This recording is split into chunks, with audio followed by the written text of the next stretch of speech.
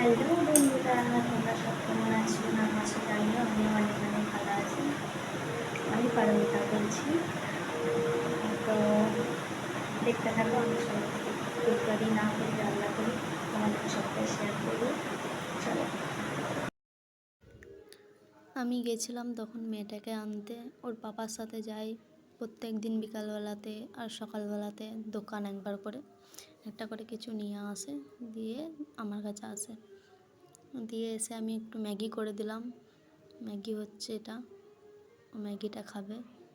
তারপরে আমি রাতে রান্না শুরু করলাম। ময়দা মাখছি, একটু নুন দিলাম, একটু চিনি দিলাম, একটু তেল দিলাম, দিয়ে ময়দাটা মেখে নেব।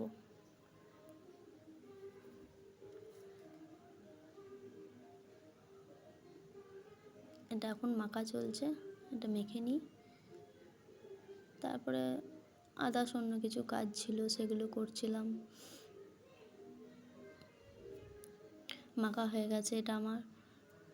তারপরে ভাত বসাতে হবে মেয়েটার জন্য, আবার বাবার জন্য।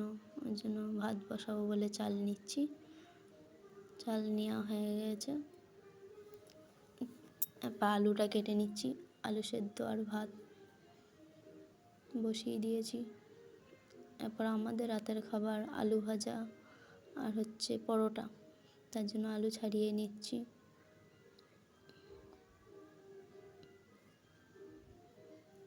আলুগুলো কেটে নিচ্ছি এখন। আলু কাটা হয়ে গেছে, আর দুটো লঙ্কা নিয়ে নিয়েছি। দিয়ে কড়াইয়ে তেল দিয়েছি, অল্প জিরে দিয়েছি, দুটো লঙ্কা দিয়েছি, দিয়ে একটু খড়িয়ে নিয়ে আলুটা চাপিয়ে দিয়েছি। যে আলুটা আস্তে আস্তে দেওয়া হচ্ছে, একটু নুন দিচ্ছি, একটু হলুদ দিলাম, অল্প একটুখানি চিনি দিলাম, দিয়ে সব মিক্স করে দিলাম।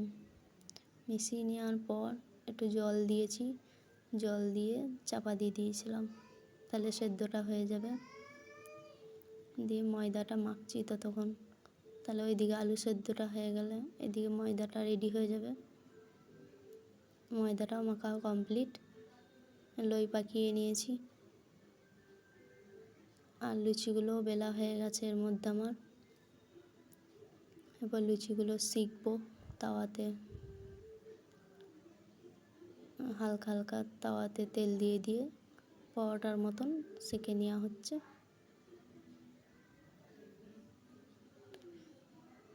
একটা একটা করে তাওয়াতে সেঁকে নেওয়া হচ্ছে পরোটাগুলো। তোমরা দেখতে থাকো পরোটা কেমন করে করে, আমি তো এইভাবেই করি।